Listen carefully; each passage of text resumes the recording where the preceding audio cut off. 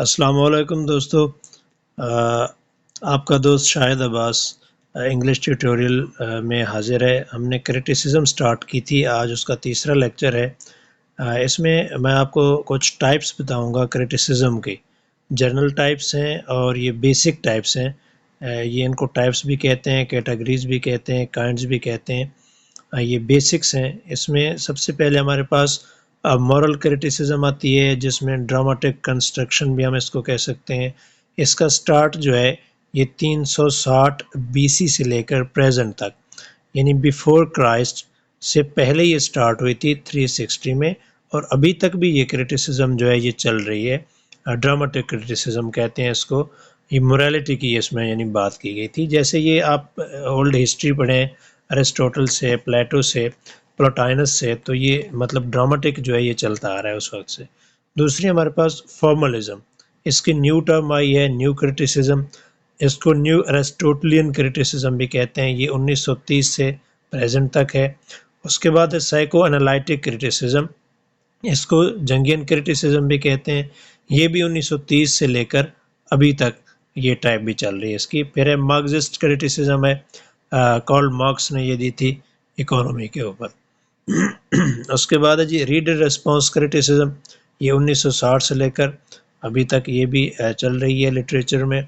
उसके बाद स्ट्रक्चरलिज्म है, इसको सेमियोटिक्स भी कहते हैं। ये ग्रामर की बेस पे होती है किसी भी लैंग्वेज के, ठीक है, उसके स्ट्रक्चर को बताया जाता है, उसके मीनिंग्स का, ये सारी चीज़ें। ये भी 1920 के बाद स्टार्ट हुई थी। उसके बाद पोस्ट स्ट्रक्चरलिज्म है, जिसको डीकंस्ट्रक्शन भी कहते हैं, डीकंस्ट्रक्शन या डीकंस्ट्रक्शनिज्म भी कहते हैं इसको। ये 1966 से प्रेजेंट तक है। उसके बाद न्यू हिस्टोरिसिज्म है, या कल्चरल स्टडीज़ भी इसको कहते हैं। ये 1980 से लेकर प्रेजेंट तक है। इसको बिल्कुल न्यू कहते हैं, इसलिए न्यू हिस्टोरिसिज्म का नाम रखा गया इसका। पोस्ट कॉलोनियल क्रिटिसिज्म, ये भी लेटेस्ट है, ये 1990 से स्टार्ट हुई थी। उसके बाद फेमिनिस्ट क्रिटिसिज्म है, ये कुछ इनसे पहले, ये 1960 से थी। उसके बाद जेंडर या इसको क्वीर स्टडीज़ भी कहते हैं। ये बेसिक्स क्रिटिसिज्म की टाइप्स हैं। इनका जस्ट मैंने आपको नाम बताया ताकि आप इनको डिटेल से स्टडी कर सकें। इनकी अलग अलग वीडियो भी मेरी डिटेल में मौजूद है। अगर आप लोग चाहेंगे तो मैं इसका डिस्क्रिप्शन में लिंक भी दे दूंगा, ठीक है। उसके बाद हम थोड़ी सी डिटेल इसकी देख लेते हैं। कुछ नई टर्म्स हैं हमारे पास, क्रिटिसिज्म की नई टाइप्स भी हैं, और इन्हीं में से भी कुछ मैं डिस्क्राइब करा देता हूँ। हमारे पास सबसे पहले सोशलॉजिकल क्रिटिसिज्म, आप इसको सोशियोलॉजिकल भी पढ़ सकते हैं, यानी सोसाइटी के ऊपर हिस्ट्रिकली हम सोसाइटी के ऊपर जो क्रिटिसिज्म करते हैं उसको सोशोलॉजिकल क्रिटिसिज्म कहते हैं। ये बेसिकली लिटरेचर में की जाती है, जिसमें हम कल्चर पे, इकोनॉमिक पे, पॉलिटिकल कंटेक्स्ट पे, या जितना भी हमारा रिटन मटेरियल होता है उसको हम डिस्कस करते हैं इसके बारे में, ठीक है। तो ये हमारा सोशोलॉजिकल जो है क्रिटिसिज्म कहलाता है। उसके बाद है रीडर रेस्पॉन्स क्रिटिसिज्म।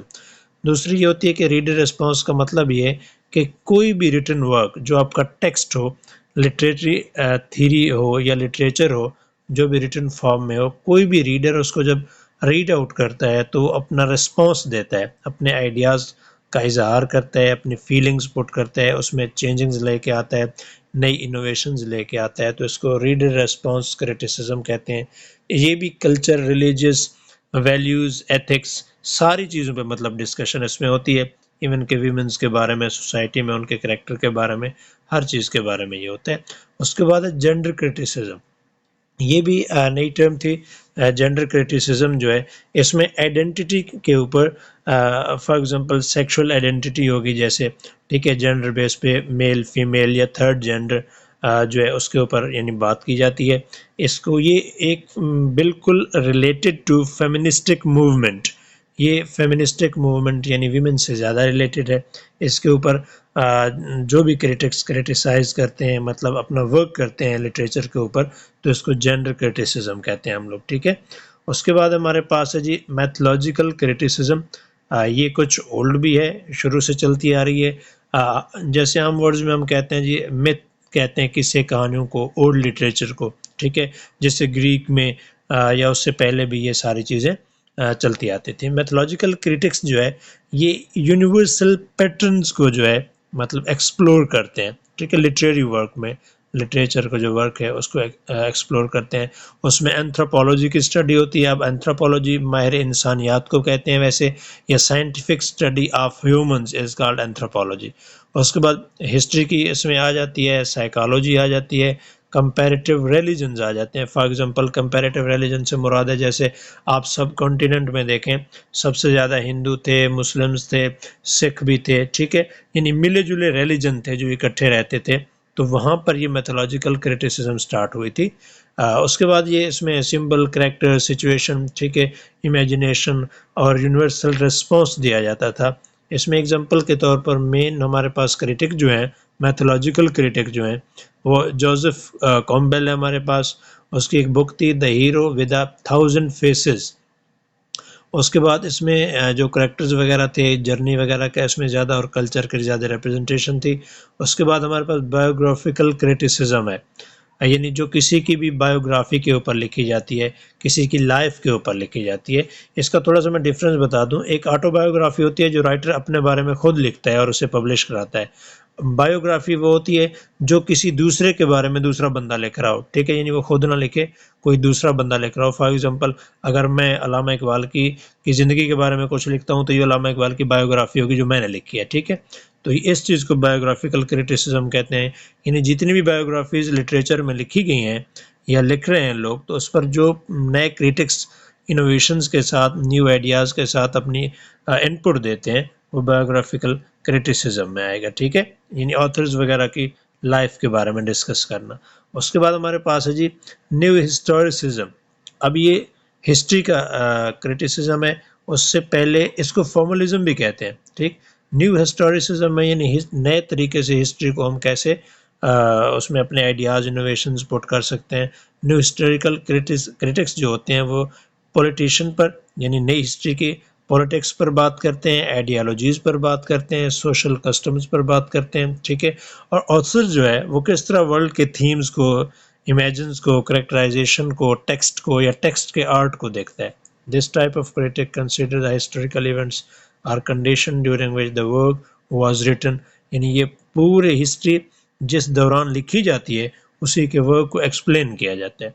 उसके बाद है जी हमारे पास साइको एनालिटिक क्रिटिसिज्म। अब साइको एनालिटिक क्रिटिसिज्म में क्या क्या चीज़ें आती हैं, ये साइकी पे बेस करता है, ठीक है।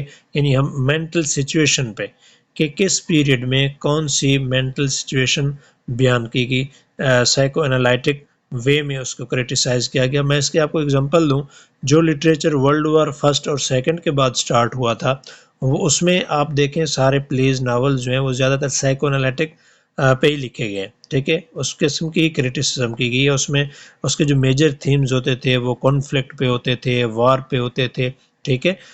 उसमें पुअरनेस के होते थे, फिर रिलेशनशिप के होते थे कि किस तरह मतलब रिलेशनशिप लोग रखते थे। उसकी मैं आपको थोड़ी सी एग्जांपल देता हूँ। जिस तरह हमारे पास आइस कैंडी मैन है जिसको क्रैकिंग इंडिया कहते हैं, तो आप उसको देखें तो उसमें भी साइकोएनालिटिक के बहुत सारे आपको कैरेक्टर्स मिलते हैं, ठीक है। उसमें emotions, ideas, state of mind और कॉन्शियसनेस, सबकॉन्शियसनेस के बारे में, डिज़ायर्स के बारे में, इन चीज़ों के बारे में राइटर जो है वो ज़्यादा एक्सप्लेन करता है। उसके बाद हमारे पास लास्ट वन फॉर्मलिस्ट क्रिटिसिज्म। ये फॉर्मलिस्ट क्रिटिक्स जो हैं लोकलाइज्ड टू वर्क इटसेल्फ, वो खुद अपने काम पर मतलब तवज्जो देते हैं। वेरियस एलिमेंट्स को वो चेक करते हैं, एक्सप्लिकेटिंग और इंटरप्रेटिंग अ टेक्स्ट। वो अपने ही बिहाफ पर एक फॉर्म यानी एक स्ट्रक्चर बना रहे होते हैं लिटरेचर को क्रिटिसाइज करने के, ठीक है। यानी अपने ही वर्ड्स को, अपनी इंटरप्रिटेशन को टेक्स्ट की फॉर्म में एज अ क्रिटिक वो उसको बयान कर रहे होते हैं। अच्छा जी, ये तो हमारा आज का टॉपिक था क्रिटिसिज्म का। मैंने सोचा कि आपको कुछ बेसिक्स जो टाइप्स हैं, काइंड्स हैं क्रिटिसिज्म की, ये बता दूं। ये बहुत इंपॉर्टेंट है, आप इस पूरी वीडियो को देखना ताकि आपको समझ आ जाए। ओके जी, अल्लाह हाफिज़।